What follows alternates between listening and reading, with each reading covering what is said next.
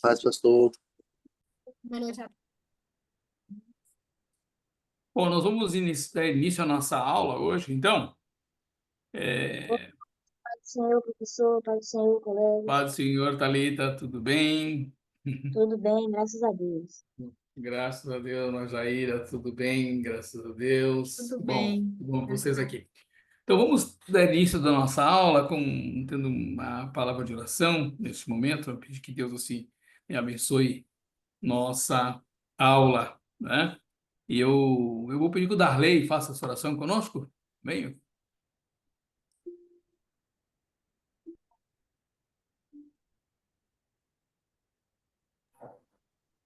Amém. Deus, em nome de Jesus, nós queremos te agradecer por esse dia. Queremos te Obrigada. dizer, Deus, muito obrigado, porque até aqui o Senhor tem nos sustentado. Obrigada. Colocamos diante do Senhor, Deus, essa aula. Pedimos, Deus, que o Senhor capacita a vida do professor Em para nome de nos Jesus. instruir, nos ensinar mais da tua palavra. Ó Deus, que o amém. Senhor, Deus, esteja usando até mesmo as participações que são úteis. Ó Sim, Deus, que a Deus. gente aprende também através, Deus, das participações. Fala conosco, nos Amém. instrua mais, que possamos compreender, que o teu Espírito Santo venha nos ajudar a aprender, a assimilar. E em nome de Jesus, Deus, a encarnar, Deus, as verdades do Senhor na prática da fé cristã. Obrigado por tudo, nós oramos e te agradecemos em nome de Jesus. Amém. Amém. Amém. Ok, mais uma vez boa noite a todos, então, tá?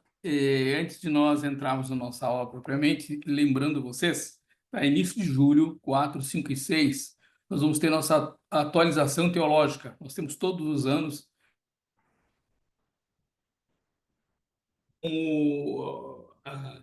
a nossa convenção está assim, ela está patrocinando, né, essa atuação teológica. Então, estarão vindo vários líderes da denominação para esse evento. Aí vai acontecer 4, 5 e 6 aqui em Guanambi, tá? A gente vai fazer, eu estou indo nas instalações da igreja, possivelmente. Nós vamos contar com o presidente da UMB, com o presidente da convenção, com o diretor da MOB e vários irmãos que vão estar aqui ministrando para a gente, tá? A gente vai ser dado um certificado. A conferência em si já conta créditos para vocês, vocês serão certificados durante essa conferência esse ano, tá? Então, eu gostaria que vocês já agendassem, se organizassem. Eu estou aqui com o pastor Francisco Carlos planejando em quarta-feira. A gente deve ter uma reunião para ajustar essa questão, como vai ser, hospedagem, alimentação, enfim. Mas serão 2 dias, 3, né? De sexta-noite, sábado, domingo. Vai ser assim, uma imersão bastante interessante, não só na questão teológica, na questão de história da denominação. Vai ser muito bom, muito legal mesmo. O secretário de missões deve estar também, então vai ser um evento de peso, tá? Eu já desde já aviso, estou passando para vocês se programarem, tá bom? A gente sempre avisa já no início do ano, estou reforçando agora. Uma outra questão que eu queria colocar para vocês é com relação, acho que foi Darley que me chamou a atenção do livro, tá? Do comentário de Efésios, que é este comentário aqui, tá?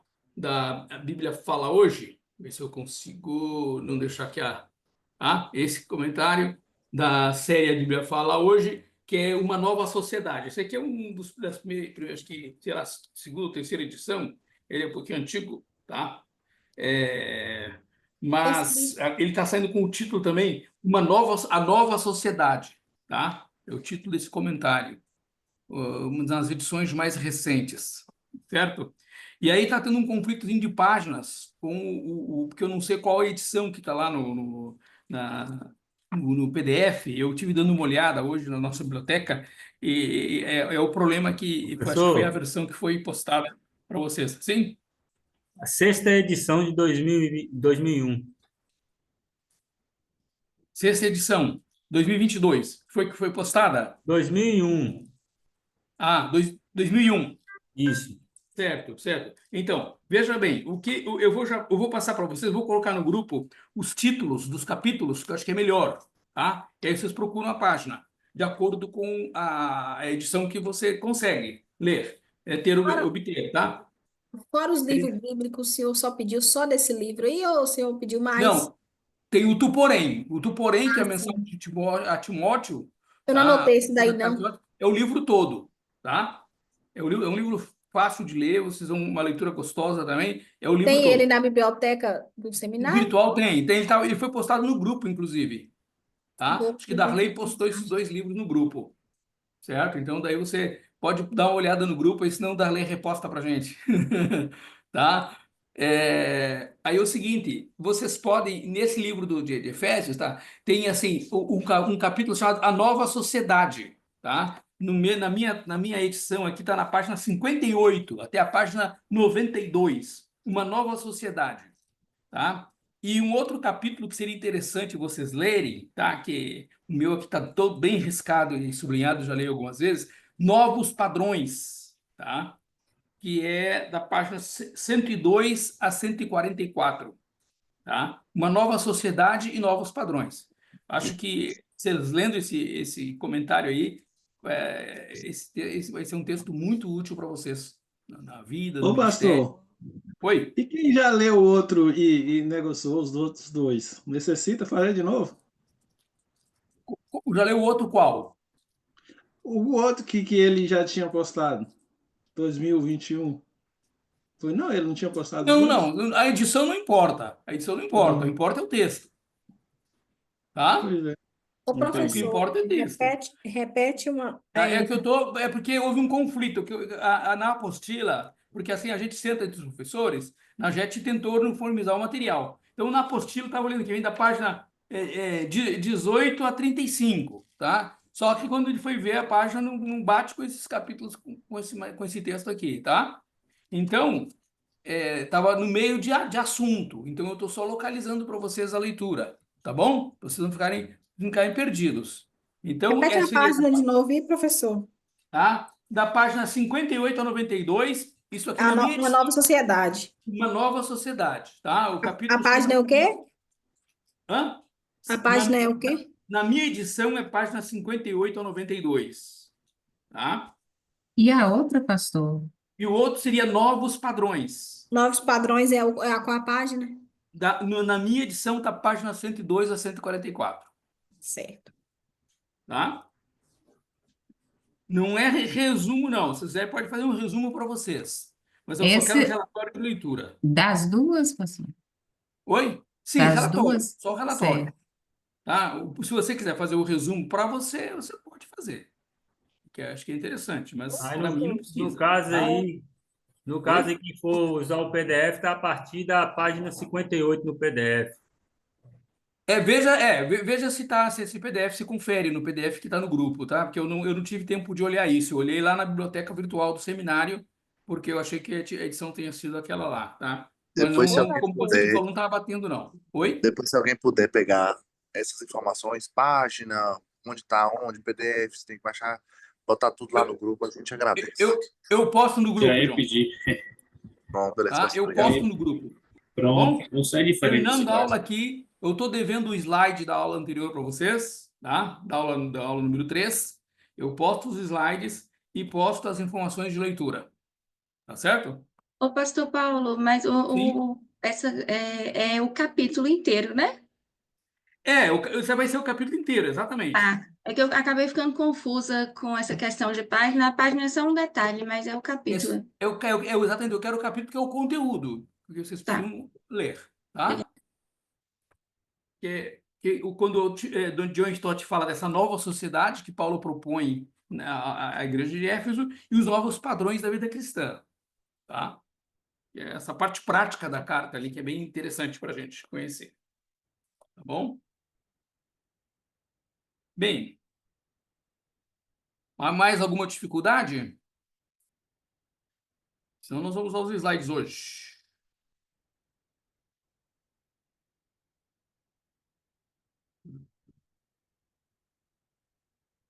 Bem,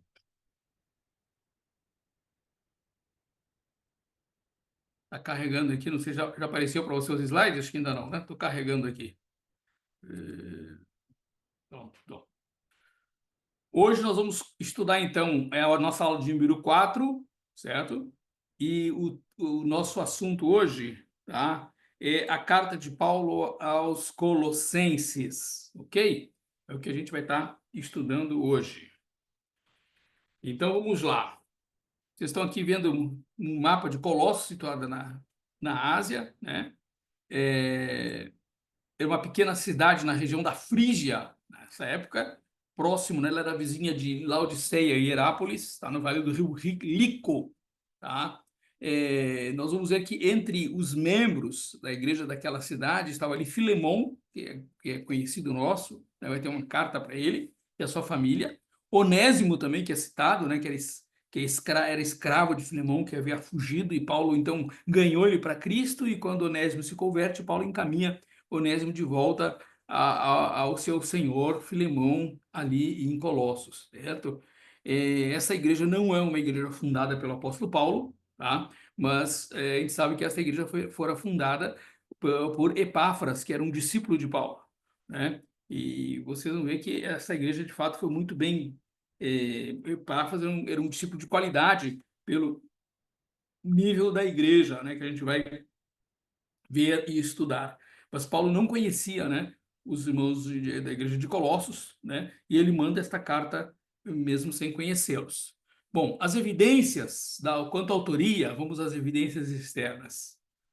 O que é que a história vai nos dizer, tá? Nós temos, assim, indicações bastante sólidas de que a igreja primitiva, ela aponta a Paulo como autor dessa carta. Não há questionamentos na história da igreja quanto à autoria da carta, desta carta aos Colossenses. Também, esses autores, Marcion, todos, né, do segundo século, o Cano de Muratori, Irineu, Orígenes, já vai para o terceiro século, Clemente de Alexandria, todos eles também atribuem essa carta a Paulo, então não há muita dúvida quanto à autoria do apóstolo Paulo. Se nós vamos olhar as evidências internas, então nós temos que observar algumas coisas. É interessante que o texto da carta cita, né, ao apóstolo Paulo. Nós pelo menos temos 3 citações em que ele cita o seu nome, né, seu próprio nome. Vamos dar uma olhadinha aqui, Colossenses 1, 23 e 4, 18, por favor.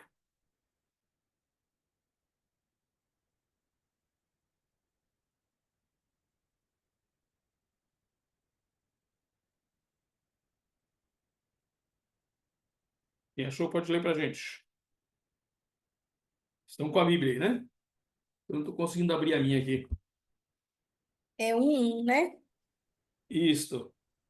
Paulo, apóstolo de Cristo Jesus, por vontade de Deus, e o irmão Timóteo, aos santos e fiéis irmãos em Cristo que se encontram em Colossos, graça e paz a vós, outros, da parte de Deus, nosso Pai.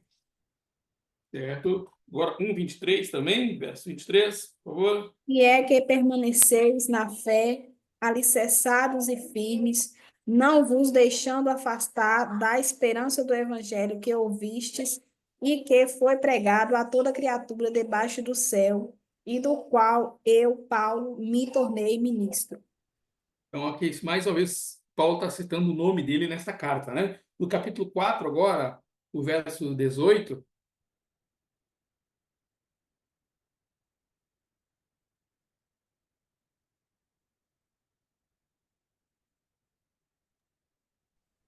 A saudação é de próprio punho.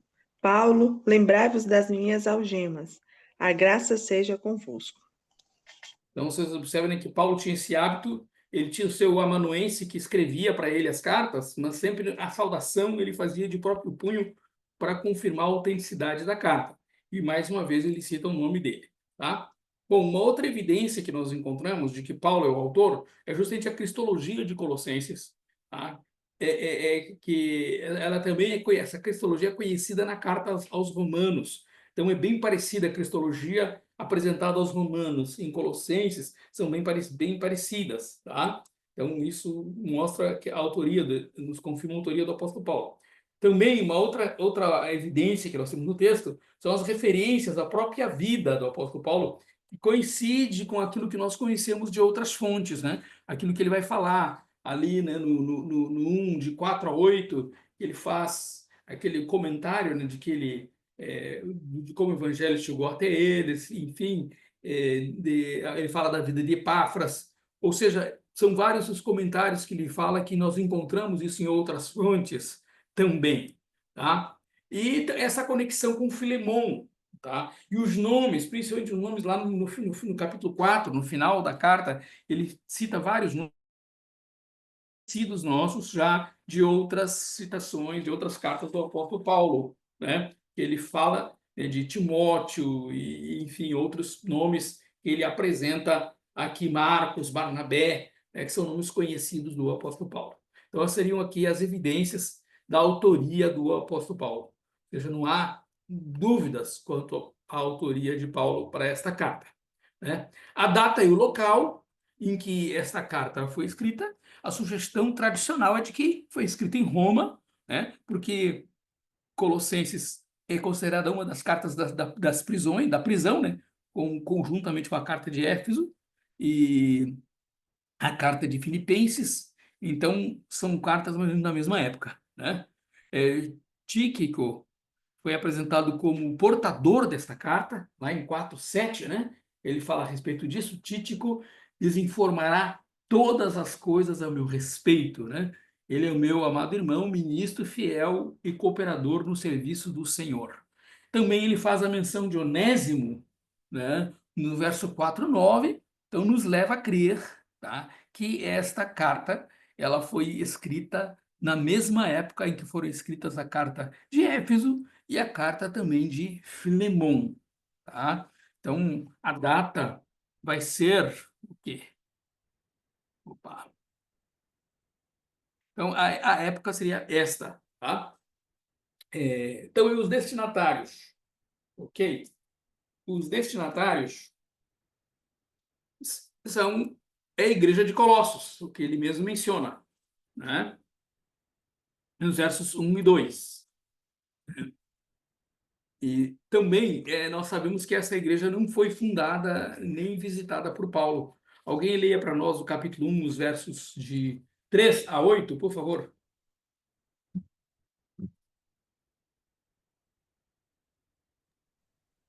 Damos sempre graças a Deus, Pai de nosso Senhor Jesus Cristo, quando oramos por vós, desde que ouvimos da vossa fé em Cristo Jesus e do amor que tendes para com todos os santos, por causa da esperança que vos está preservada nos céus, da qual antes ouvistes pela palavra da verdade do Evangelho, que chegou até vós, como também em todo o mundo está produzindo fruto e crescendo. Tal acontece entre vós, desde o dia em que ouvistes e entendestes a graça de Deus na verdade, segundo fostes instruídos por Epáfras, nosso amado conservo e, quanto a vós outros, fiel ministro de Cristo, o qual também nos relatou do vosso amor no Espírito. Ok, então vejam que Paulo está mencionando aqui que ele ouviu falar, né, destes irmãos, então não foi uma igreja fundada por ele e nem visitada por ele. Mas Epáfras, né, como ele menciona, foi o provável fundador desta carta, aliás, desta igreja, e é quem também passa as informações que para Paulo escrever esta carta, né? Nós entendemos que que Epáfras foi enviado de Éfeso, né? Porque Paulo ali em Éfeso ele cria um centro de treinamento, né, de obreiros, né? Capítulo 19 de Atos a gente vê isso.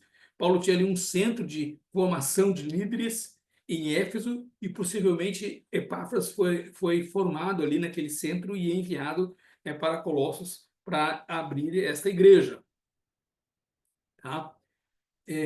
Esta cidade ela ficava no Vale do Rio Lico, tá? Não era uma grande cidade, não era também não tinha muita importância, tá? Nós temos que ela era menos importante que Laodiceia e que Herápolis, então não era uma cidade de destaque, né, na época, tá? Então nessa cidade a gente sabe que ali morava Filemon e a sua esposa Áfia, é o que ele vai citar lá em Filemon, versos 1 e 2, e essa cidade ficava mais ou menos em torno de 150 quilômetros de Éfeso, próximo, então, de Laodiceia.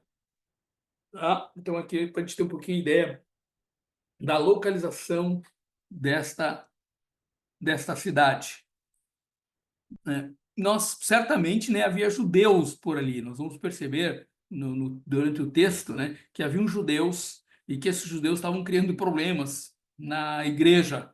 E Paulo vai tratar essa questão ali também. Tá? Qual seria, então, o propósito de Paulo ao escrever esta carta? Temos primeiro, Paulo ele deseja combater as heresias que foram notificadas a ele por Epáfras, né? Epáfras deu um relatório para o apóstolo Paulo. Ele agora então está escrevendo esta carta com o propósito de trabalhar combater, né, as heresias que estavam ocorrendo ali, tá? Primeiro, nós sabemos que havia uma cristologia influenciada pelo pré-gnosticismo. Ainda não é a época do gnosticismo, mas havia um pré-gnosticismo que afirmava que o Jesus, né, o Jesus homem era um e o Jesus divino era outro, tá? É isso que o gnosticismo não consegue ver, que Jesus fosse homem Deus. Eles não conseguiam ver isso, tá? E é isso que Paulo está tratando. Vejam os versos 15 a 19 do capítulo 1 de Colossenses. Observe bem. Vamos dar uma lida nesse texto, por favor?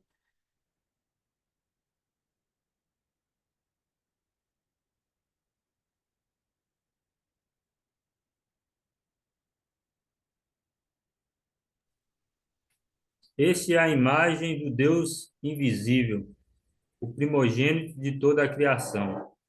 Pois nele foram criadas todas as coisas nos céus e sobre a terra, as visíveis e as invisíveis, sejam tronos, sejam soberanias, quer principados, quer potestade.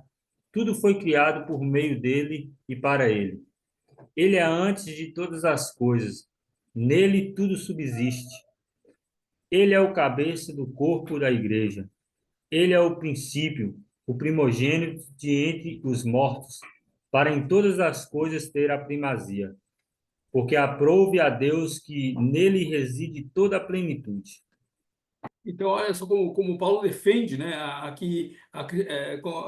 Cristo, né, qual a cristologia que Paulo apresenta. Ele vai defender isto de que Jesus é a imagem do Deus invisível, né, é o próprio Deus entre nós. Ele é o primogênito de toda a criação, ou seja, ele está acima de toda a criação e diz que por meio dele todas as coisas foram criadas, mostrando Jesus presente na criação. Ele fala de coisas visíveis e invisíveis. Não só fala a respeito de coisas que são criadas, mas também de governos que são estabelecidos, de tronos, soberanias, poderes, autoridades, ou seja, tudo veio por meio de Jesus, que é algo que o gnosticismo ele enfraquece, né, a pessoa de Cristo, né, nesse aspecto, tá? E aí ele vai dizer que ele, antes de todas as coisas, nele tudo subsiste, e agora ele fala que ele é o cabeça do corpo, que é a igreja, colocando Jesus como Senhor da igreja, como primogênito agora dentre os mortos, né? E que nele habita toda a plenitude de Deus. Isso aqui é extraordinário, né? Essa cristologia do apóstolo Paulo aqui. Também o outro propósito é combater o caráter filosófico influenciado pelo helenismo. O helenismo estava entrando na igreja, influenciando também a igreja. Vejam só, capítulo 2 e verso 8.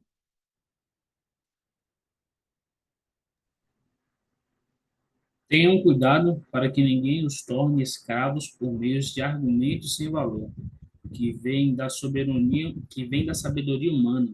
Essas coisas vêm dos ensinamentos de criaturas humanas e dos espíritos que dominam o universo e não de Cristo. Então, o helenismo estava entrando também na igreja. E ele fala, olha, que ninguém vos escravize, né, com filosofias vãs e enganosas.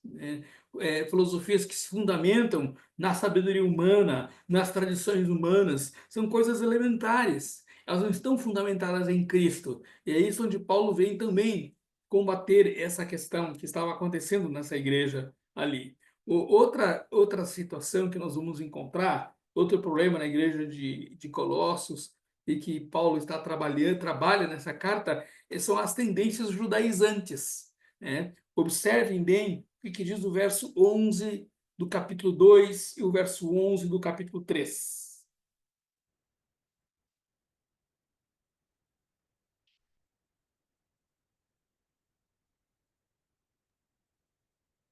Nele também vocês foram circuncidados, não com uma circuncisão feita por mãos humanas, mas com a circuncisão feita por Cristo, que é o despojar do corpo da carne. 3:11. 11 agora. Nessa nova vida, já não há diferença entre grego e judeu, circunciso e incircunciso, bárbaro e cita, escravo e livre, mas Cristo é tudo e está em todos. Então, os judeus tinham aquele hábito de se achar superiores aos outros, né? Eles eram o povo escolhido e os gentios, então, eram desprezados. E Paulo agora trabalha essa questão do judaísmo que estava entrando na igreja. E como havia nessa tendência, muitos, como ele queria pregar, que os cristãos também deveriam se circuncidar. Só eram herdeiros de Abraão os que eram circuncidados. Os prosélitos do judaísmo eram circuncidados. E agora Paulo vai está combatendo isso no capítulo 2, quando ele fala isso, olha, vocês já foram circuncidados, não por mãos humanas, vocês foram circuncidados pelo próprio Jesus, pelo próprio Cristo. E ele vai dizer que o batismo é a nossa circuncisão.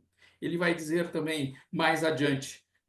Então, o verso 12 ele fala isso, né? Que através do batismo, né, nós fomos circuncidados. Ou seja, fomos cortados deste mundo e ligados a Cristo. Outra questão também, observe a situação que estava nesta igreja, que havia ali adoração a anjos. Capítulo 2, verso 18.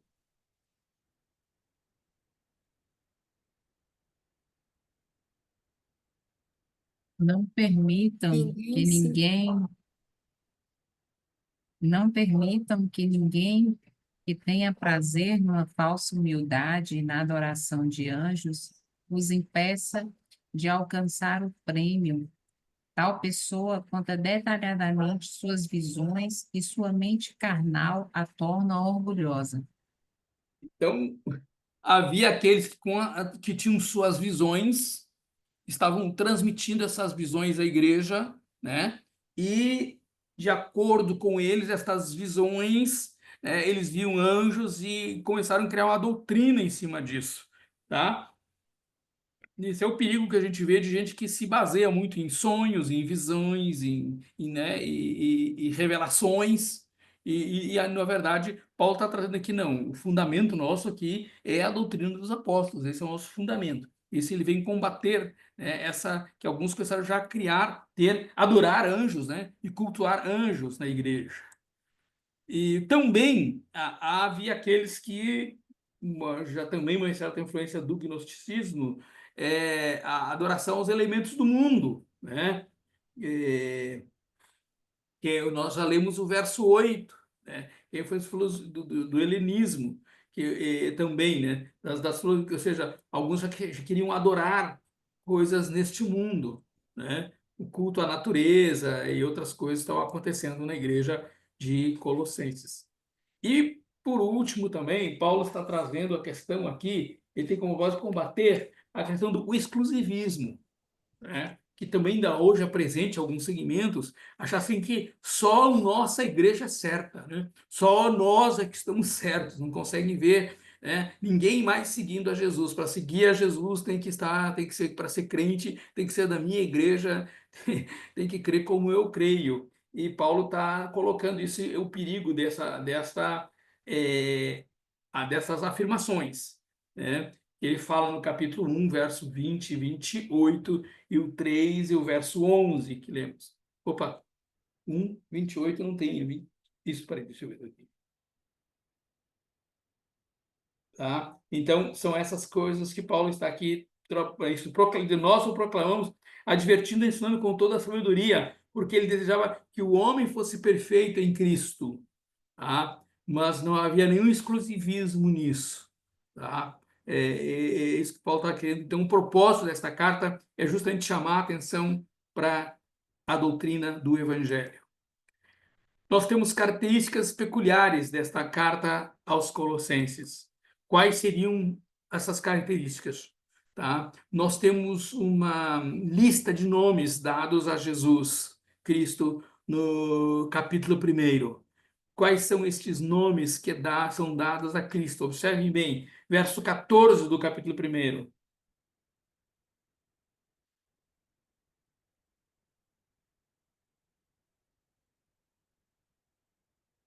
Pode ler? Alguém leia para a gente? No qual temos a redenção, a remissão dos pecados. Então, no qual temos a redenção, ou seja, ele chama aqui Jesus de Redentor, nosso Redentor, aquele que nos traz o quê? O perdão dos nossos pecados.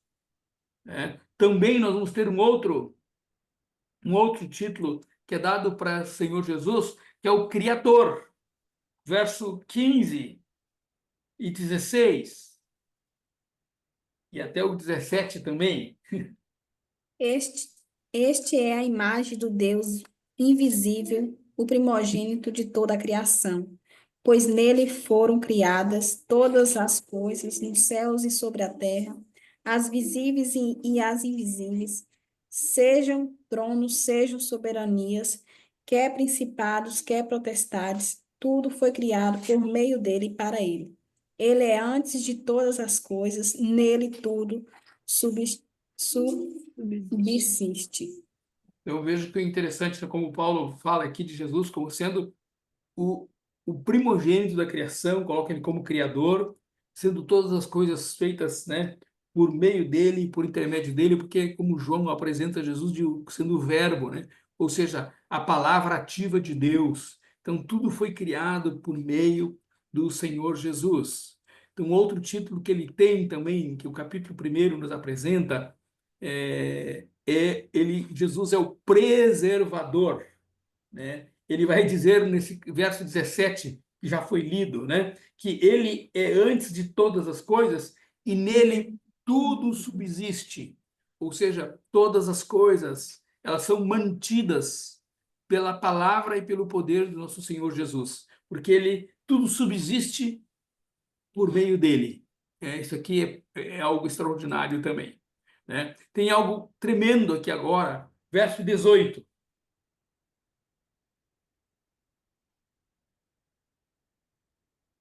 Ele é a cabeça do corpo da igreja. Ele é o princípio, o primogênito de entre os mortos, para em todas as coisas ter a primazia. Então vejam vocês, né, que o Senhor Jesus, ele é o Criador, ele é o Deus que está sobre todas as coisas, tudo subsiste por meio dele, ele que preserva todas as coisas. E agora Paulo vai dizer aqui, ele é o cabeça do corpo, que é a igreja. Ou seja, este Deus Todo-Poderoso, este que está acima de tudo e de todos, este é o cabeça da igreja. Olha que extraordinário isso, né? Nós não conseguimos ter a compreensão clara, de fato, de que Jesus, ele é o nosso pastor e ele tem todas as coisas nas suas mãos. Também observe o que ele vai falar para a gente nos versos 20 a 22.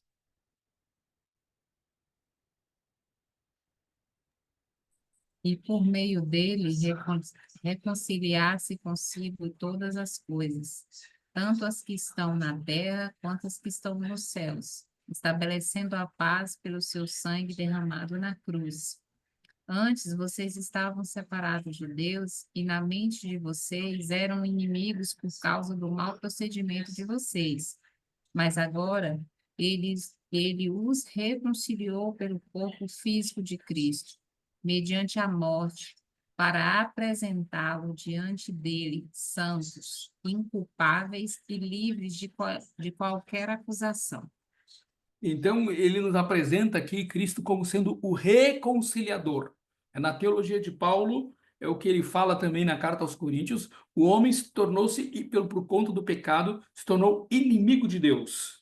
O homem é inimigo de Deus. O homem está separado de Deus. Mas agora, né, é através de Jesus, ali na cruz, pelo seu sangue derramado, ele estabelece a paz, né, entre o homem e Deus. Ele reconcilia novamente o homem a Deus. Isso é interessante. Então, através da sua morte, do seu sacrifício na cruz, através do seu sacrifício apresentado na cruz de Cristo, ele, mediante sua morte, então, nos reconcilia novamente com Deus, e ele diz que, através disso, ele nos torna santos, inculpáveis e livres de qualquer acusação. Olha a grandiosidade da obra de Jesus, né, feita por nós. Por isso é o nosso reconciliador. Mas ele não é apenas reconciliador, mas ele também, Paulo apresenta Jesus aqui como santificador, né? Essa outra característica de Cristo como santificador. Olha que no verso 22 ele fala que, além de reconciliar esses que eram inimigos por causa do pecado, agora ele apresenta-os santos, inculpáveis. Essas três expressões aqui que fala da santificação, que é santo, inculpável e livre de acusação. Olha que extraordinário isso, né? Essa obra de Jesus de santificação das nossas vidas, né? Tá? Então, essas seriam as características que Paulo apresenta dos nomes dado a Cristo Jesus, incluindo toda a obra salvífica do nosso Senhor Jesus Cristo. Tudo bem por aqui? Ok, então vamos dar prosseguimento, então, olhando, é uma carta bastante curta, apenas 4 capítulos, né? E nós vamos entrar nos temas teológicos desta carta agora, né? Então, primeiramente, nós temos a oração pela igreja, que Paulo faz visando o crescimento espiritual e um fruto prático. Vamos dar uma olhadinha agora, novamente, no capítulo 1, versos de 9 a 12.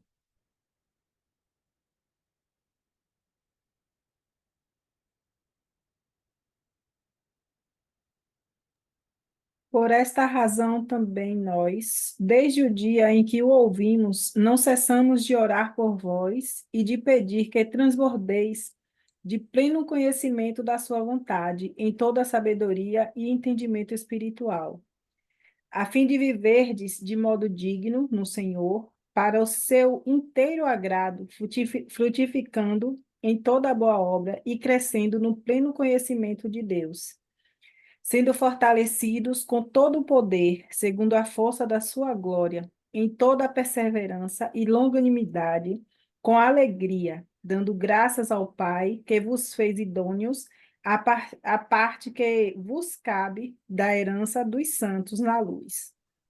Então, Paulo aqui ora pela igreja, né?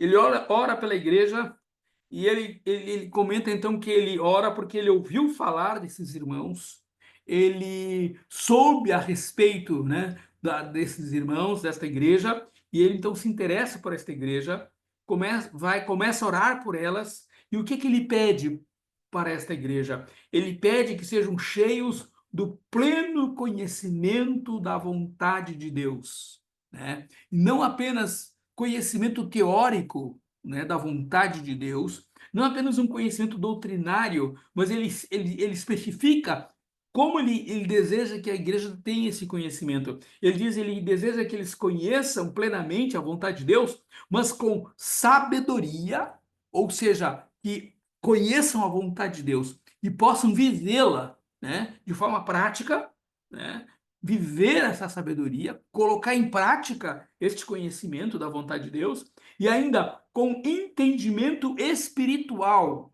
porque se sabe que a vontade de Deus ela não é compreendida apenas do ponto de vista humano, mas ela precisa de uma compreensão espiritual, porque Deus é espírito e a forma como nós nos relacionamos com Deus é em espírito. Então ele ora para que a igreja tenha conheça, para que os irmãos sejam plenos, né, deste conhecimento da vontade de Deus, mas com sabedoria, com entendimento espiritual, não com meninice, né? Não superficialmente, não com práticas que não dizem nada a respeito, que não traduzem em resultados práticos na vida, mas que seja, de fato, entendimento espiritual.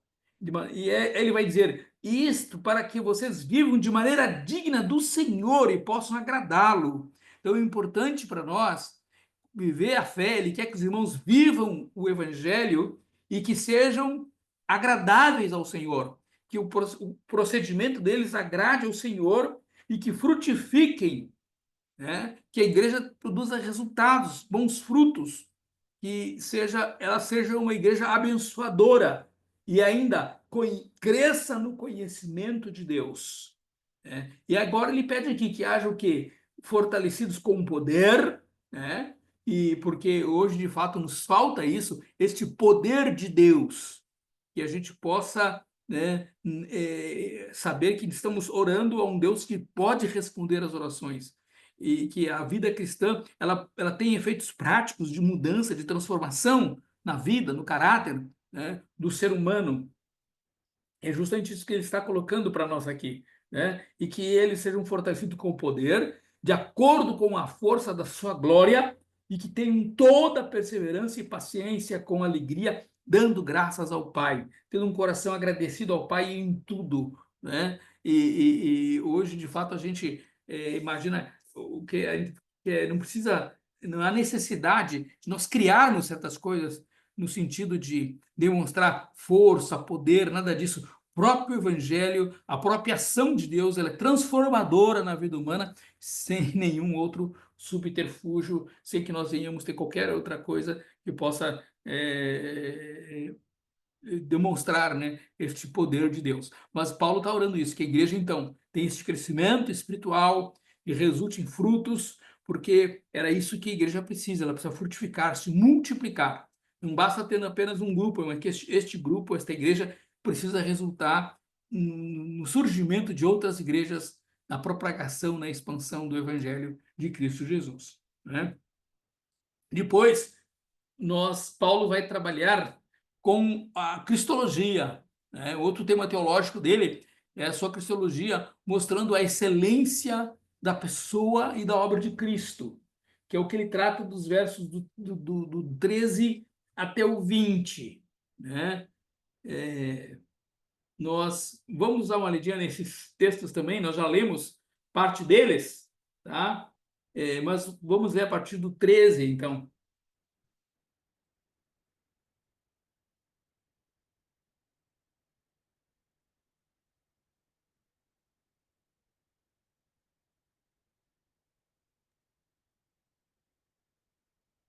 Pois ele nos resgatou do domínio das trevas e nos transportou para o reino do seu Filho amado, em quem temos a redenção, a saber, o perdão dos pecados. Ele é a imagem do Deus invisível, o primogênito sobre toda a criação, pois nele foram criadas todas as coisas nos céus e na terra, as visíveis e as invisíveis, sejam tronos ou soberanias, poderes ou autoridades, todas as coisas foram criadas por ele e para ele. Ele é antes de todas as coisas e nele tudo subsiste. Ele é a cabeça do corpo, que é a igreja, é o princípio e o primogênito dentre os mortos, para que em tudo tenham a supremacia, pois foi do agrado de Deus que nele habitasse toda a plenitude, e por meio dele reconciliasse consigo todas as coisas, tanto as que estão na terra quanto as que estão nos céus, estabelecendo a paz pelo seu sangue derramado na cruz. Eu observo vocês, é um excelente texto para estudo esse aqui, né? Se vocês quiserem até alguém fazer uma análise de texto em cima desse trecho, esse é muito interessante, é bastante profundo, tem muito material, muita coisa aqui para ser explorada, para ser extraída daqui, tá? Mas observem as palavras que o apóstolo Paulo utiliza quando ele começa dizendo esse texto: ele nos resgatou do domínio, do império das trevas e nos transportou para o reino de seu Filho amado. Ou seja, nós estávamos debaixo de um domínio que nos escravizava, que nos manipulava. Então, as trevas têm este poder de manipular, de dominar. Por isso que chama-se império. O império impõe. O império não dá escolha, não dá opção, né? O império impõe. É isso que o império faz, né? Ele domina, ele manipula. E agora nós somos transportados para o reino do seu filho amado, né? É, o reino já é diferente. O reino, no reino você se torna súdito. Você tem escolha, né? No reino você tem liberdade. Então, é isso que é esse jogo de palavras que o apóstolo Paulo utiliza aqui, muito interessante. Então, se nós estamos escravizados pelo pecado, mas agora nós estamos no reino onde nós aceitamos o domínio de Jesus sobre a nossa vida. Nós aceitamos o reino na nossa vida. Continuamos sendo servos, né? Mas não servos, não escravos do pecado, não escravos do mundo, dominados e manipulados por ele, mas nós voluntariamente nos entregamos ao reinado, ao domínio do Senhor Jesus. Isso é início. E toda essa descrição a respeito da excelência da pessoa de Cristo, da sua obra, é algo extraordinário que Paulo traz aqui, que merece o nosso estudo, nossa observação, né? Depois, o apóstolo Paulo vai nos apresentar aqui também outro tema teológico desta carta, é o ministério do Evangelho, tá? Os versos 24 até o 29, né? Ele apresenta para nós aqui o ministério do Evangelho. Vamos dar uma olhadinha nesses textos aqui, por favor, verso 24 até o verso 29 desse capítulo.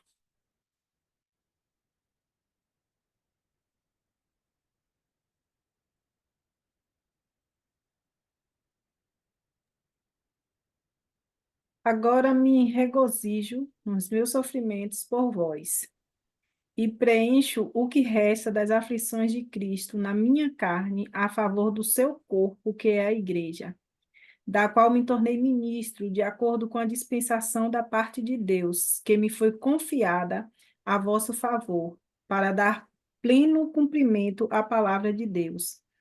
O mistério que estivera oculto dos séculos e das gerações, agora, todavia, se manifestou aos seus santos, aos quais Deus quis dar a conhecer qual seja a riqueza da glória desse mistério entre os gentios, isto é, Cristo em vós, a esperança da glória, o qual nós anunciamos, advertindo a todo homem e ensinando a todo homem em toda sabedoria, a fim de que apresentemos todo homem perfeito em Cristo. Para isso é que eu também me afadigo, esforçando-me o mais possível, segundo a sua eficácia que opera eficientemente em mim. Então, aqui Paulo está falando desse ministério do Evangelho para nós, né? Que ele se torna ministro com responsabilidade, passando por dificuldades, sofrimento, mas ele sabe que foi uma responsabilidade atribuída por Deus de apresentar plenamente a palavra de Deus, não partes, né? Mas toda a palavra de Deus. E ele usa uma palavrinha aqui bem interessante para nós, né? E mal compreendida também, que é a palavra mistério, né? 2 vezes aparece esta palavra mistério para nós aqui. Mas veja bem, Paulo não está falando de algo mistério, para ele não é algo como nós, oculto. Não, mistério é algo que já foi revelado. Ele diz isso, né? Qual é o mistério que esteve oculto, mas agora não está oculto. Agora o mistério foi revelado. Que mistério é esse? O verso 27 ele revela para nós, né? Ele mostra qual esse mistério que está sendo revelado para a gente, ou nos foi revelado. Ele diz: Cristo em vocês, a esperança da glória, né? Ou seja, o homem caído pelo pecado, o homem não tem possibilidade nenhuma de glória, mas agora em Cristo, Cristo em nós, Cristo em vós, diz ele, é a esperança da glória. Em Cristo, né, agora nós podemos também obter a glória do Senhor para a nossa vida. Isso aqui é interessante. Então, ele mostra isso que através da exaltação de Jesus, nós temos agora esperança pela manifestação da glória de Cristo Jesus. E aí ele fala no verso 28, que eu acho bem interessante o que ele diz aqui. Nós proclamamos o quê? Advertindo e ensinando. E aqui tem os todos de Paulo, né? Com toda a sabedoria, isso aqui é uma boa mensagem para a gente pregar também, né? Com toda a sabedoria que ele ensina e adverte, com toda a sabedoria, para quê? Para que apresentemos todo homem perfeito em Cristo. Então ele apresenta todo o evangelho com toda a sabedoria para apresentar todo homem perfeito em Cristo. É isso que o apóstolo Paulo ele tem em mente, né? Esse é o propósito dele, a falar, proclamar e advertir toda a palavra, todo o evangelho, com toda a sabedoria, para que todo homem possa ser perfeito em Cristo. Tá? Nós vamos ter também um outro tema teológico que ele apresenta para nós, é a divindade de Cristo e a sua supremacia. Uma igreja já estava sendo ameaçada pelo pré-gnosticismo, que negava a divindade de Jesus, e ele vai tratar isto já agora no capítulo 2, a partir do verso 8 até o verso 15, ele fala a respeito da divindade de Cristo e da supremacia dele e de sua obra. Tá? Vamos olhar esse texto aqui, que ele é bem, bem interessante também, para a gente parar um pouquinho nele. Vamos lá.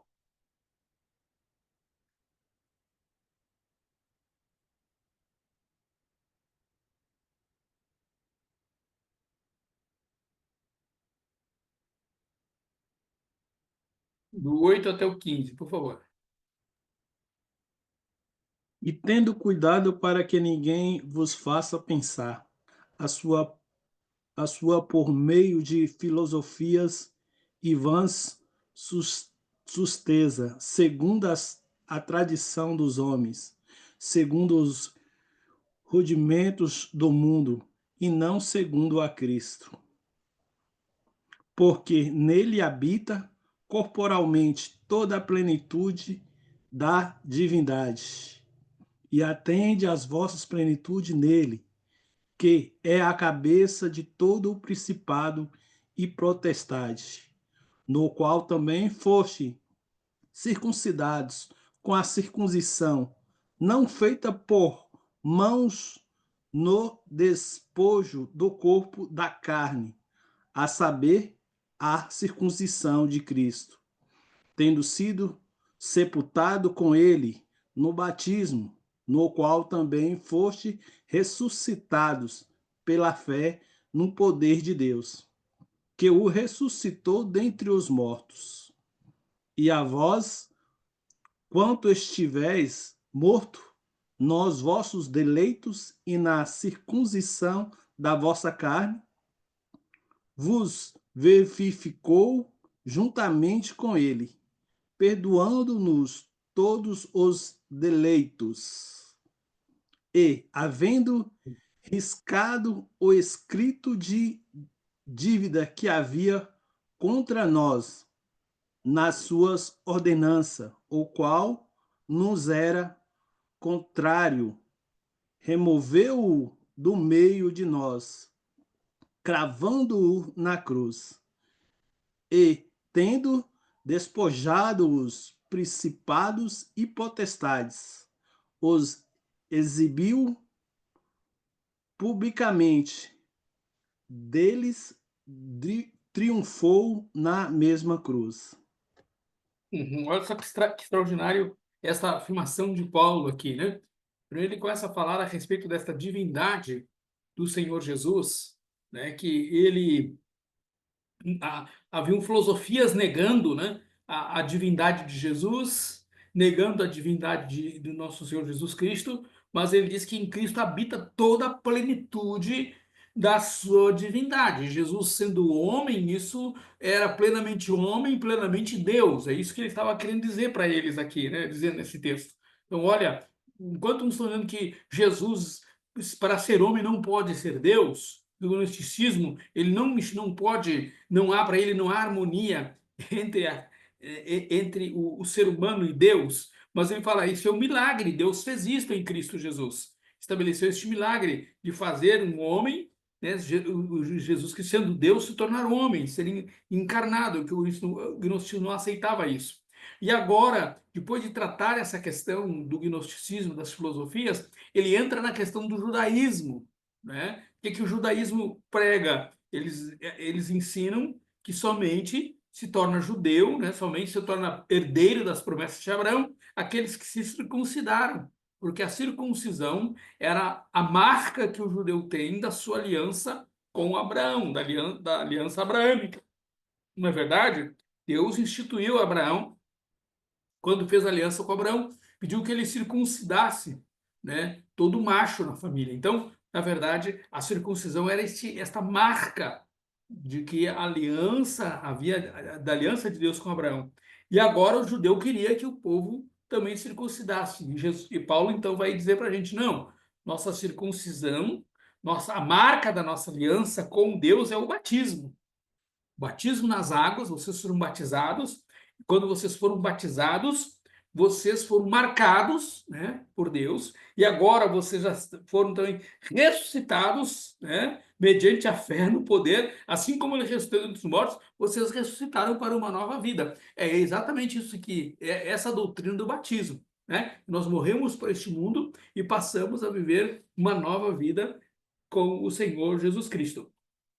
Ele começa agora aqui a tratar a obra de Jesus. Ele diz, olha, vocês estavam mortos em delitos e em pecados por conta da vossa carne, da incircuncisão da vossa carne, que assim que o judeu trata, né, o povo não judeu, são chamados de incircuncisos. Ele diz, olha, por causa dessa incircuncisão, Deus nos vivificou em Cristo, porque ele nos perdoou todas as nossas transgressões. E agora aqui ele fala uma questão bem interessante no verso 14. E ele cancelou o escrito de dívida que consistia em ordenanças que nos era contrária. Ou seja, tudo aquilo que a lei, né, toda a nossa que diante da lei nós somos culpados. Diante da lei nós somos falhos. Nós não conseguimos cumprir a lei, isso nos faz culpáveis, né? Isso nos faz pecadores, né? E nos traz esta culpa, porque nós não conseguimos praticar a lei como ela nos pede, mas ela então, portanto, ela nos acusa do nosso pecado.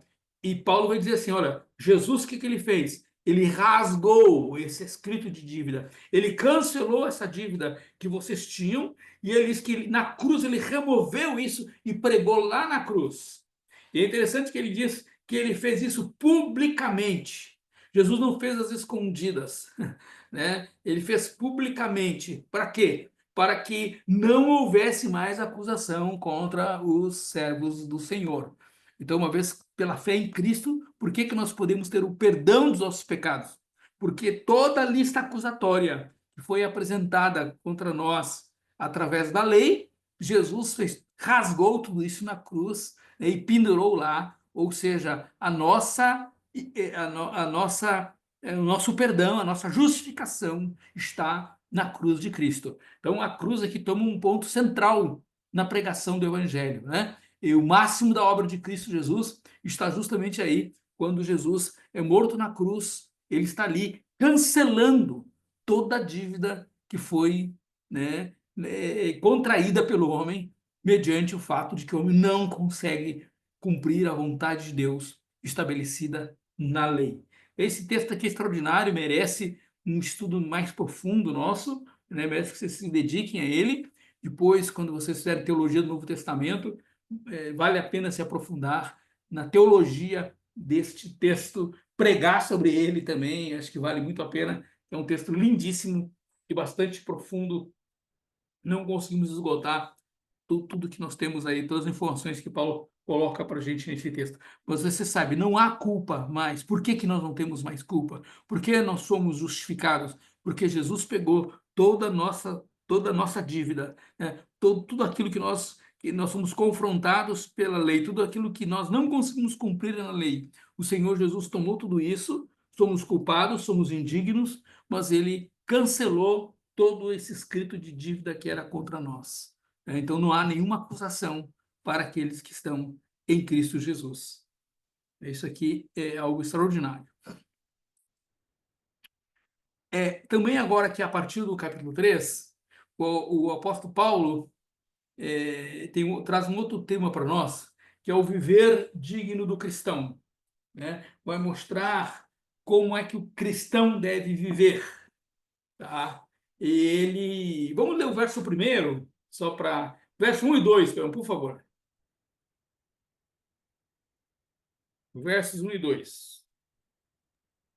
Portanto, já que vocês ressuscitaram com Cristo, procurem as coisas que são do alto, onde Cristo está assentado à direita de Deus. Mantenham o pensamento nas coisas do alto e não nas coisas terrenas. Olha só. Então, Paulo está dizendo aqui, vocês já ressuscitaram com Cristo. Então, procurem as coisas do alto, onde Cristo está assentado à direita de Deus. Mantenham o pensamento de vocês voltado para as coisas do alto e não as coisas terrenas. E parece que a igreja está muito voltada hoje para as coisas terrenas, né? Quando deveríamos nos voltar mais para as coisas do céu. E o verso 3 é fantástico, porque ele diz assim: vocês morreram.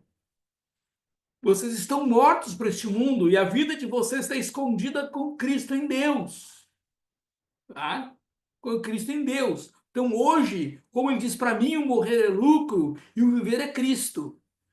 E olha o que ele fala para nós lá no verso 4. Ele diz que quando Cristo, que é a sua vida, olha só, quando Cristo, que é a sua vida, for manifestado, então vocês também serão manifestados com ele em sua glória. Então, ou seja, não temos nada hoje, não somos nada, apenas somos o quê? Servos do Senhor Jesus. Estamos escondidos em Cristo. O que precisa aparecer agora em nossa vida não são os nossos feitos, não é aquilo que a gente faz, aquilo que a gente é, mas é Cristo na nossa vida. Porque quando Ele se manifestar, então nós seremos manifestados com Ele. Então observe bem como Paulo trata aqui, né, essa questão, ou seja, o crente precisa estar agora humildemente escondido em Jesus. Né? E ele vem as questões práticas, vocês vão ler o comentário, por isso que eu coloquei aquele comentário para vocês lerem, que é muito interessante com a abordagem que John Stott faz desse texto. Ele vai trabalhar justamente esse texto, quando ele diz aqui, façam morrer, né, tudo aquilo que pertence à natureza terrena, à natureza humana, como imoralidade sexual, impureza, paixões, desejos maus, ganância, que é idolatria, né, ira, ele fala, né, enfim, essas coisas que nós praticamos no passado, né, indignação, maldade, maledicência, linguagem indecente no falar, nós estamos fazendo morrer estas coisas, né? Ou seja, não podemos alimentá-las mais na nossa vida. Elas fazem parte, sim, da nossa natureza, elas estão em nós, porque ainda somos de carne e osso, temos uma natureza humana, temos uma natureza pecaminosa, sem dúvida, ela está aí em nós, mas o que nós precisamos hoje fazer é não alimentar essas coisas, não alimentar mais esta natureza, mas alimentar a natureza divina que está em nós, que é Cristo Jesus, buscando as coisas do céu, buscando as coisas do alto. Então, como é que a gente neutraliza a nossa carne? É nos enchendo do Espírito Santo. Né? É o que o apóstolo Paulo propõe para a gente na carta aos Gálatas. Né? Nós já estudamos, ele propõe isso, ou seja, nós temos que alimentar nosso espírito e deixar morrer a carne. Porque se nós ficarmos alimentando nossa carne, ela vai se sobrepor, ela vai querer, ela vai ganhar força. Mas quando nós deixamos ela de alimentá-la, né, nós vamos estar o quê?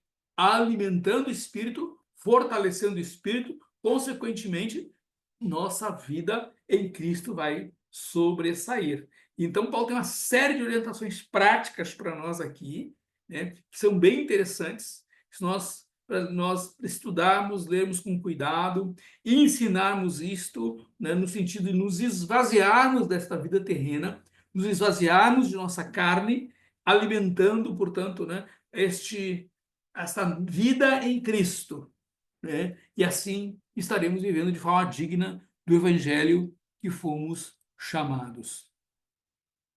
A partir do verso 18, Paulo deixa de falar do viver do cristão, tá? E passa a falar da vida em família. É interessante que, como Paulo trabalha, ele aqui cita algumas coisas que ele já falou na carta à igreja de Éfeso. Veja, são cartas que ele está escrevendo mais ou menos na mesma época, ali, anos 59, 60, né? Estão sendo escritas mais ou menos no mesmo período, né? E ele novamente fala, então, essa questão das mulheres estarem sujeitas a seus maridos como convém a quem está no Senhor.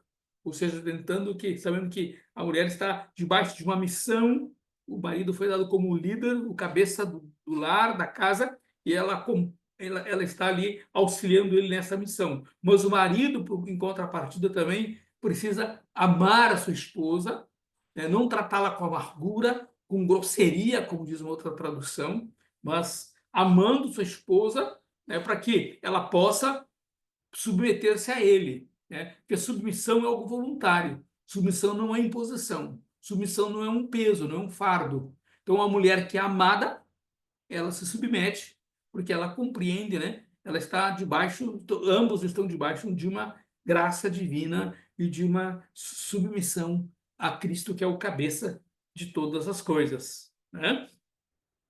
Então, ele trata dessa vida conjugal, desse equilíbrio que precisa haver, né, na vida conjugal. Ele fala a respeito dos filhos, que precisam ser obedientes aos pais, né? Então, aqui nós temos que entender que no lar existe essa hierarquia, né? Os pais têm responsabilidade sobre os filhos nunca são maiores que os pais, pelo contrário, né? Os filhos devem obediência aos pais. Por sua vez, também os pais têm responsabilidade para com os filhos, de não irritá-los, né? De não desanimá-los, né? Então, ou seja, olha quantas orientações nós temos aqui no contexto da família. E depois, a partir do verso 22, a gente poderia destrinchar um pouquinho mais isso, que ele não deixa de falar de família e passa a falar de relações do trabalho, né? Olha como ele fala das relações do trabalho. Então, vamos dar uma lidinha nesses textos, por favor, gente. Versos 22, 23, 24, 25. E não sei se alguém quer comentar alguma coisa aqui, podemos conversar um pouquinho aqui. Mas 23, 24, 25. Pô, 22 até o 25. Por favor, alguém leia para nós. Escravos, obedeçam em tudo a seus senhores terrenos, não somente para agradá-los quando eles estão observando, mas com sinceridade de coração, pelo fato de vocês temerem o Senhor. Tudo o que fizerem, façam de todo o coração, como para o Senhor e não para os homens, sabendo que receberão do Senhor a recompensa da herança. É a Cristo, o Senhor, que vocês estão servindo.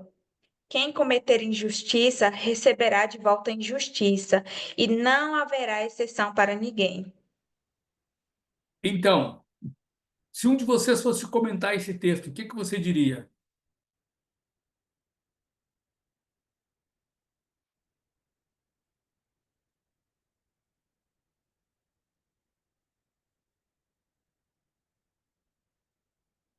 Hum?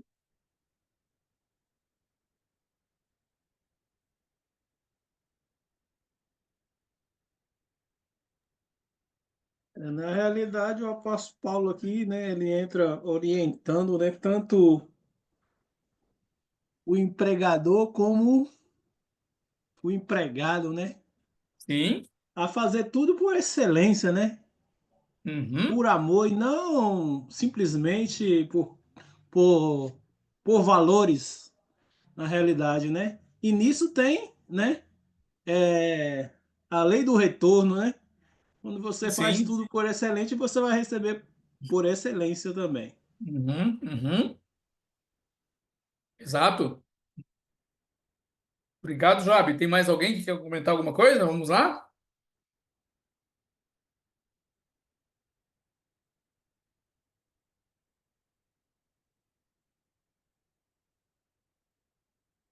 A respeito dessa orientação de Paulo?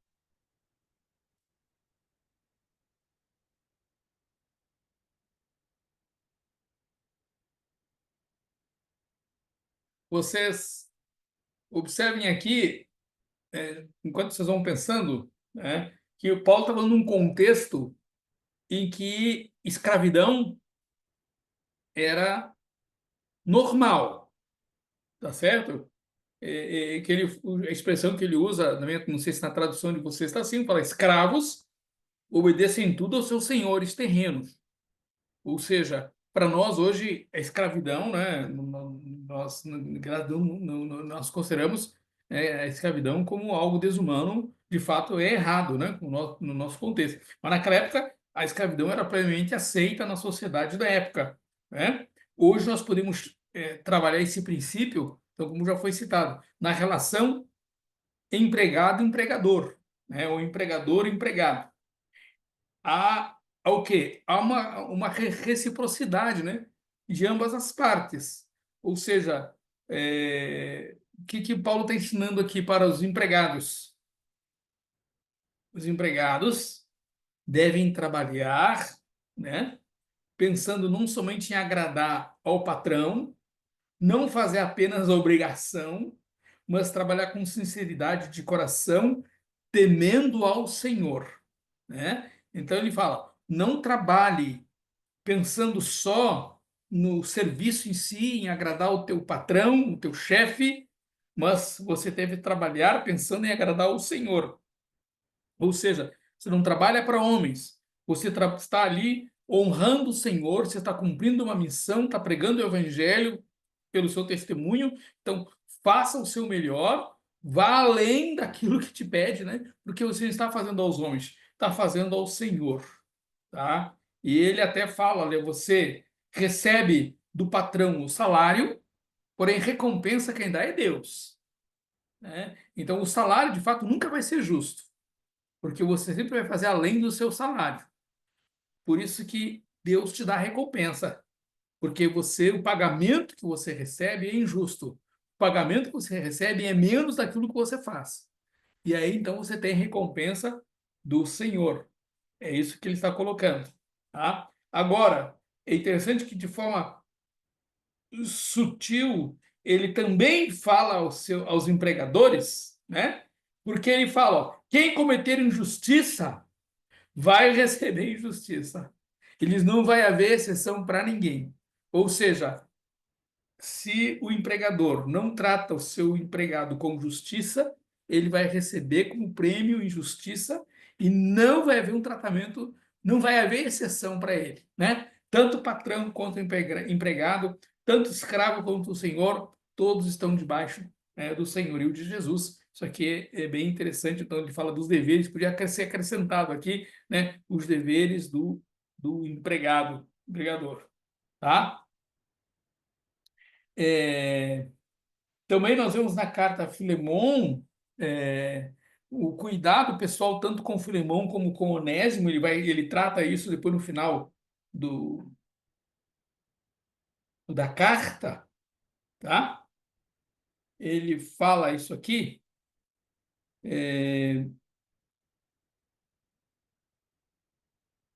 A partir do verso 9, ele fala assim, ele irá com Onésimo, amado fiel, né? Fiel e amado irmão, que é um de vocês, né? Porque nós sabemos que o Onésimo tinha fugido de Filemon, mas Paulo, ele encontra com Paulo, Paulo leva ele até Jesus, e agora, então, Paulo pede esse cuidado pessoal, né? Tanto com Filemon, tanto com Onésimo, ele vai pedir isso aqui nessa carta. Tá?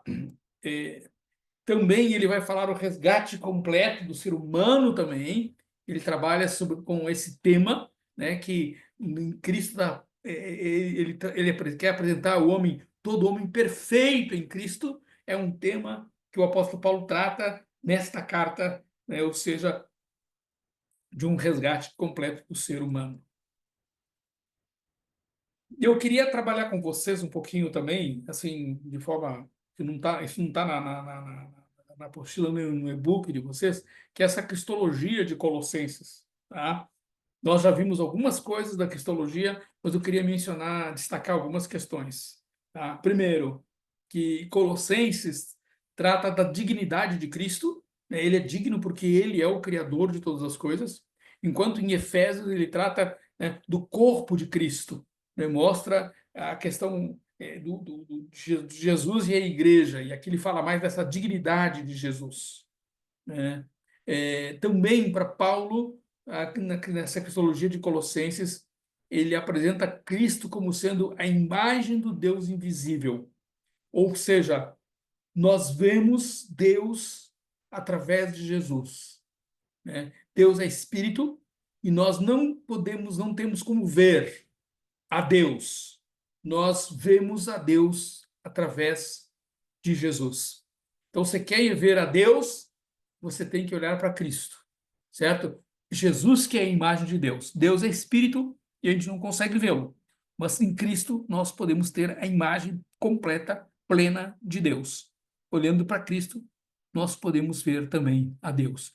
Então é Cristo que nos torna Deus visível. É isso que ele deixa bem claro para nós no 1,15, né? Que ele fala, a imagem do Deus invisível. Né? Então, se quer ver a Deus, olhe para Cristo Jesus. Também, Paulo apresenta nessa cristologia Jesus como tendo Cristo como tendo a primazia, ou seja, ele tem o primeiro lugar em todas as coisas. Por isso ele é chamado de Senhor, porque ele foi colocado acima de todas as coisas, né? Porque ele fala que Deus o exaltou e colocou acima de todo nome. Isso Paulo fala em todas as suas cartas, Romanos, Efésios, ele fala essa questão dessa primazia de Jesus colocado como Senhor. Ele foi humilhado, como ele fala em Filipenses, ele desceu às partes mais profundas, né, abrindo mão da sua glória, tornando-se servo, depois fazendo-se homem, né, e encarnando, e depois de ter sido tudo isso, sofreu a morte de cruz, desceu ao túmulo, e ali agora, quando ele ressuscitou, ele é colocado acima de todas as coisas, tendo ele, então, portanto, a primazia. Também, Paulo diz que ele é a plenitude, verso 19, ele é plenitude, ou pleuroma. Tá? Essa palavra pleuroma, ela aparece se repete por 10 vezes na carta, enfatizando esta plenitude do Senhor Jesus, tá? Então, ele é pleno em tudo, não é nada, não é algo imperfeito, mas completo, tá? Então, tudo o que precisamos saber sobre Deus está em Cristo Jesus, né? Tudo que nós precisamos saber de Deus, nós vamos conhecer através de Cristo Jesus. Então, não há nada mais que nós devemos estudar ou buscar, senão a Cristo. Buscando a Cristo, conhecendo a pessoa de Cristo, nos aprofundando nele, nós estaremos conhecendo o próprio Deus, porque a plenitude de Deus está em Cristo Jesus. Também, o apóstolo Paulo vai dizer para nós que ele é o Criador de todas as coisas, tanto as visíveis como as invisíveis. Então, nisso está a cristologia do apóstolo Paulo em Colossenses. Jesus está acima de todos e é o Criador, tudo foi feito por ele, por meio dele, e sem ele nada do que foi feito se fez, né? É o que ele vai nos dizer. Todas as coisas foram feitas por ele e para ele, né? Isso é extraordinário. Ok?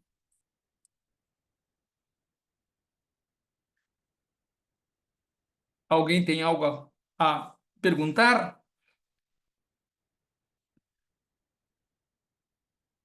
Senão aqui nós vamos para o esqueminha. Se vocês não têm mais nada a perguntar, temos o esqueminha da carta, tá? Para vocês poderem estudar aqui bem mastigadinho, tá? Se forem lendo, vocês podem ler com esse esqueminha aqui na mão, que ele é bem interessante. Primeiro, então, todas as divisões da carta estão aqui, né? Acho que é a melhor maneira que nós temos de ler e estudar. São as saudações, versos 1 e 2, os agradecimentos, que vai dos versos de 3 ao 8 do capítulo 1. Depois, a partir do verso 9 até o 12, nós temos a oração que o apóstolo Paulo faz pela igreja, né? E lá, a partir do verso 13, nós vamos ter, então, a parte doutrinária do apóstolo desta carta. Então, a primeira parte doutrinária, ele vai falar sobre a doutrina de Cristo. Ele tem uma afirmação positiva sobre Jesus, que vai do 1,13 até o 2,7. Depois, a partir do verso 2, do capítulo 2, verso 8, ele vai ter uma afirmação polêmica, né? Justamente levantando aquilo que as filosofias e os judeus estavam levantando, colocando em dúvida, em xeque, a doutrina de Cristo. Então, ele trabalha isso até o capítulo 2, verso 23, todo o capítulo 2.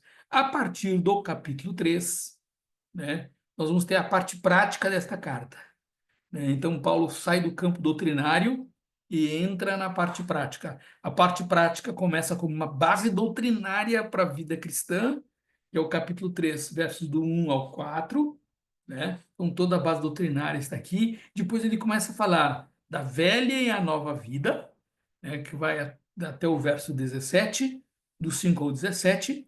Depois, ainda no capítulo 3, verso 18, ele vai falar do lar cristão, né? Até o 4:1, né? Colocando toda essa questão do lar, como devemos nos posicionar. E depois ele vai falar da conduta do cristão a partir do 4:2, né? Como o cristão deve se conduzir. Por fim, no 4:7, nós vamos ter a conclusão desta carta, né? Que as recomendações que Paulo faz para Tíquico e Onésimo, né? Vai dos versos do 7 até o 9.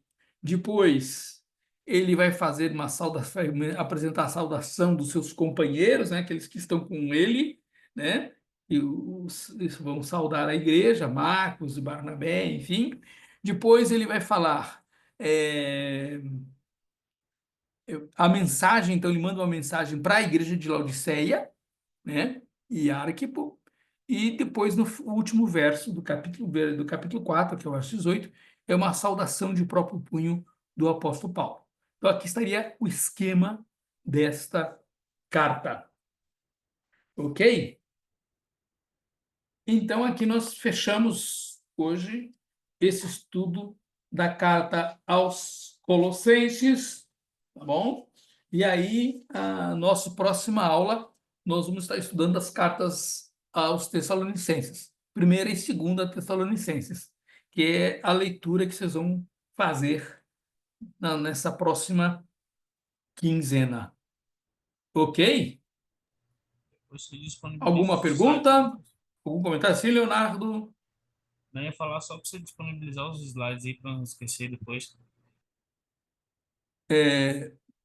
Você podia falar de novo, que eu não compreendi? Só para disponibilizar os slides aí, para não Ah, esquecer. não, pode deixar. Agora, terminando a aula aqui, eu já vou postar da aula anterior, eu vou ver se eu já posto esse em seguida também, tá? Porque eu acabei me passando, o slide está aqui já pronto, e eu não acabei não subindo para o WhatsApp. Certo? Beleza, Mirzado. É Obrigado, que pastor. eu tive problemas aqui choveu aqui semana passada e eu tenho uma rede aqui só para o meu escritório, aqui em casa, e o roteador entrou água. Aí eu fiquei vários dias sem saber o que estava acontecendo com a internet, que tinha entrado água nele, não estava emitindo sinal. Daí eu tive que botar um outro roteador agora para poder dar aula. Daí estou com um roteador improvisado, até tá um sinal mais fraco. Foi a razão porque eu acabei esquecendo de vocês aí. Aí entrou água mesmo. Todo É. sentido, né? Tá, eu fiquei meio limitado aqui no meu escritório de poder fazer esses trabalhos de internet. Mas podem ficar certos que eu não esqueci, não. Tá. Alguém gostaria de fazer algum comentário, fazer alguma pergunta?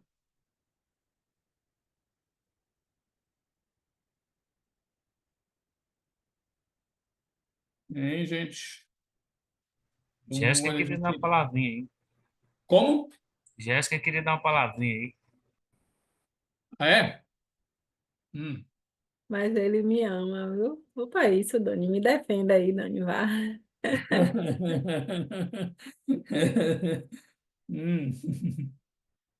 Ô, Jéssica, ela vai te perturbar, filha. Pois é, mas é bom, vocês estão muito quietos hoje aí. Uhum, tá. Hoje, Segunda, dia. Tem? segunda-feira, né? Como? Segunda-feira foi de um final de semana, né? Cansado, todo Hoje, mundo cansado. então. Uhum. Todo mundo cansado, final de semana, né? Segunda-feira, começando a semana. O nossa próxima aula agora é dia 12 de maio, tá? 12 de maio, nossa próxima aula. Estamos estudando Tessalonicenses, tá? Certo?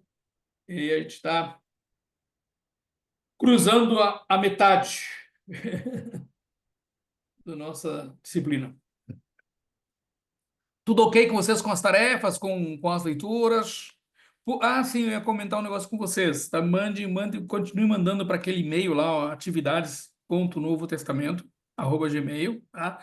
Se possível, tá?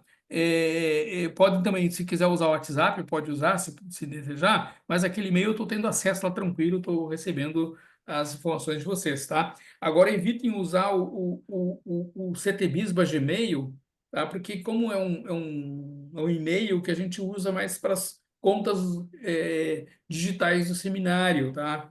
Então, tipo, quase não abre aquele e-mail lá, né? Lá para lá vai o quê?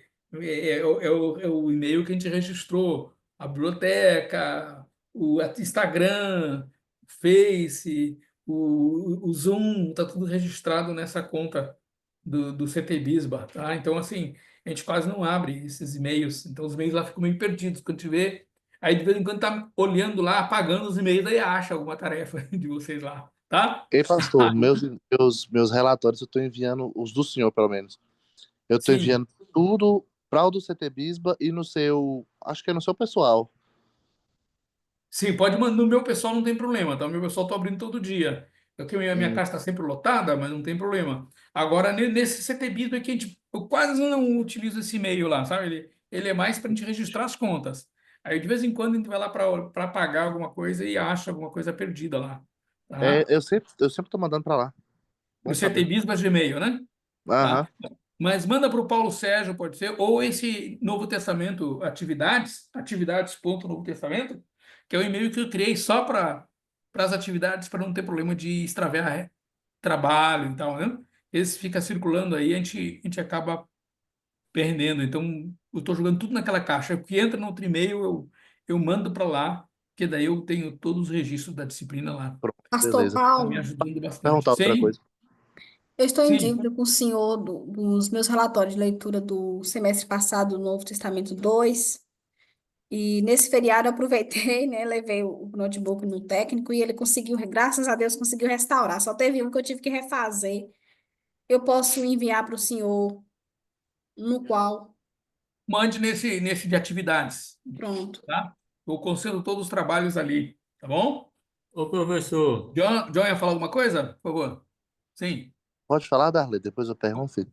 você falou do CTBisba Gmail, mas o que ela passou é o CTBisba Hotmail, pelo menos o que eu uso, né? Não, CTBIS ou Hotmail pode Eu uso mandar. o Hotmail Ah, também. Tá, o Hotmail é o e-mail da secretaria, né? É Então, que ela, Giovana abre lá todo a dia. Giovana até me dá um retorno que recebeu.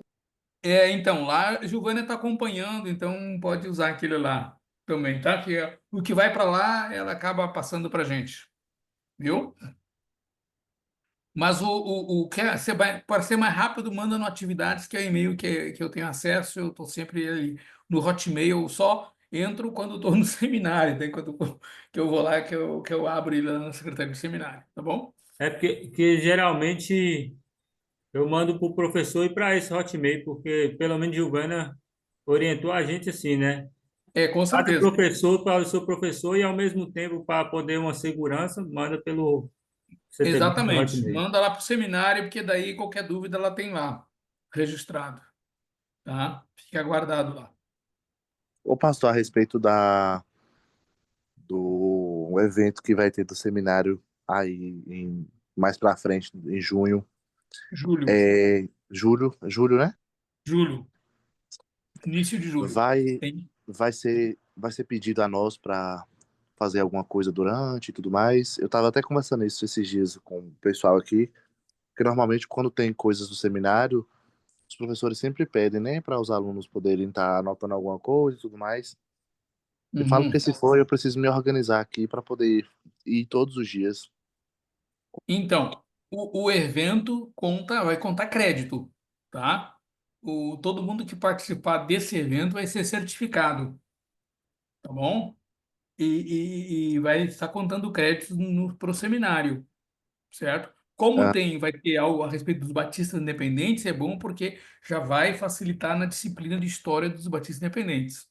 eu falo em questão de atividades relacionadas a isso, ou textos, ou Não, análise. leitura, até agora não me passaram nada assim de Ótimo. leitura, alguma coisa assim, tá? É uma atualização teológica, então vem o professor de fora, ele concentra tudo daqueles dias, né?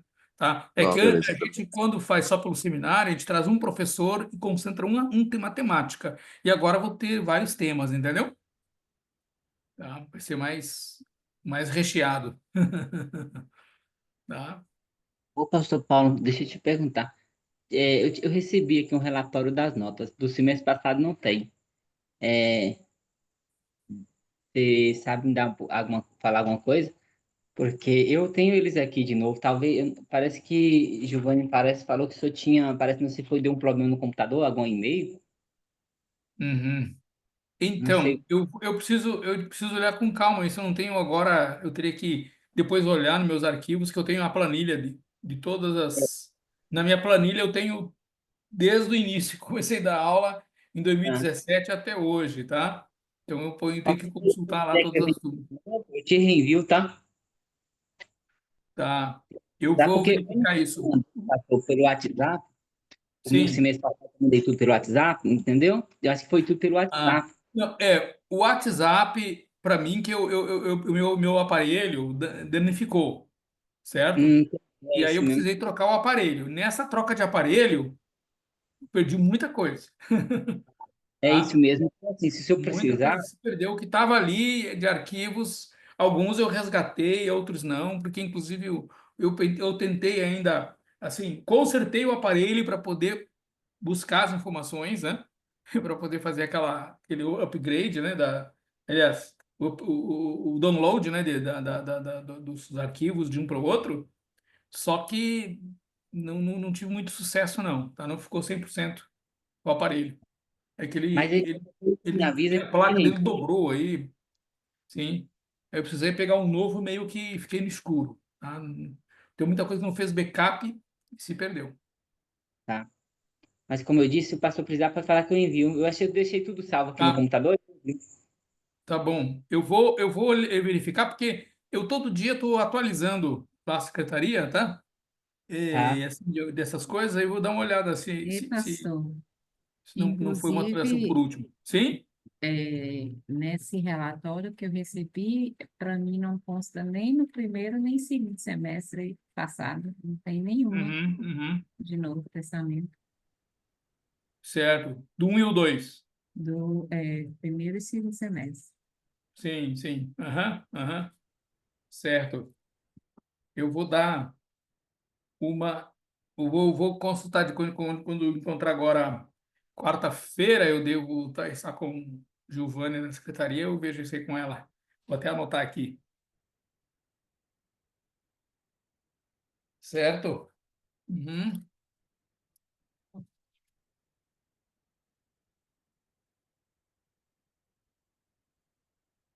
A gente está para implantar um sistema. A questão é tudo é recurso que a gente não tem, né? Mas vamos tentar, tô tentando ver, montando um sistema para a gente tornar isso tudo digital, que já facilita, né? O seminário tem um sistema, mas a gente não conseguiu, ele não foi desenvolvido, né, na época, parou e agora eu tentei atualizar, mas ele está já de obsoleto, tem que montar um outro, que aí acaba que essas informações a gente manda uma planilha, vai para a secretaria anota no outro lugar, daí depois passa para o histórico, né? Hoje precisa estar tudo digital, né? A gente está tentando ver se consegue fazer isso, que o próprio professor lança a nota lá, quando a secretaria baixa o histórico já está lá. Então, isso aí, a gente ganha muito, muito com isso, né? E não tem problema, agiliza as informações. Mas vão orando a Deus aí para a gente conseguir colocar em prática isso daí.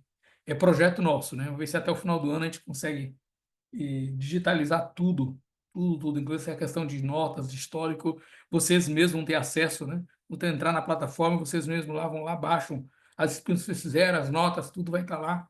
Esse estudo é possível hoje, né? Tirar isso do manual e passar para o virtual. O digital, melhor. Uhum. Ok. Alguém tem mais uma questão a perguntar? Senão nós vamos encerrar nossa aula por aqui. Acho que o conteúdo que nós temos para hoje é esse. Vocês vão aproveitar agora, se estiverem ainda dispostos, de fazer mais uma leitura, de encaminhar alguma coisa mais, né? Aqui está terminando a aula mais cedo. Amém? Podemos encerrar? Podemos, pastor. De Amém. acordo? De acordo. Vamos jantar. Pois é. Foi comer alguma coisa e voltar para o trabalho, né? Foi mais aproveitar o restante da noite mais um pouco. Então vamos orar ao Senhor. Uhum. Deus e Pai, nós somos agradecidos a Ti por esta aula, por tudo que ouvimos da Tua palavra. Te agradecemos porque nós temos princípios tão importantes para a nossa vida nesta carta aos Colossenses. Nos ajuda, Pai, a interiorizar tudo isso, memorizar, colocar em prática na nossa vida, e não somente isso, mas também anunciar o Teu Evangelho de forma prática, para que possamos nos portar com sabedoria, com entendimento, de acordo com aquilo que o Senhor Jesus tem planejado para nós. Ao ser entregue ali na cruz do Calvário, Ele nos trouxe vida e vida em abundância. Nos ajuda, Senhor, a viver esta vida na sua plenitude. Pai, que nós possamos nos voltar cada dia mais para o Senhor, confiando nesta obra gloriosa do Senhor.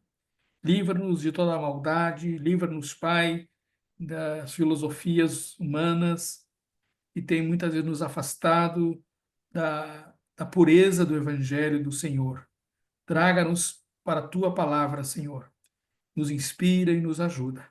É o que eu te peço, Pai, em nome de Jesus. Faz com que cada um de nós sejamos portadores da tua mensagem e instrumentos do Senhor para abençoar muitas vidas, para a tua glória e louvor.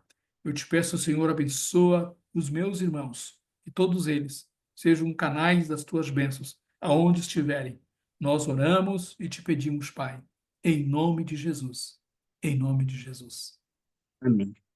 Amém? Que Deus abençoe vocês, então, uma boa noite, né? E sigamos firmes aí no Senhor. Daqui a pouquinho eu estou postando os slides aí para vocês, tá bom? E A paz do Senhor, amados. Deus abençoe. Deus abençoe. Senhor, quer fazer uma pergunta? Gente, fiquem com Deus, Deus abençoe. Que Deus abençoe. Paz a todos, tenham uma ótima noite. Boa noite. Paz do Senhor, Deus abençoe a todos.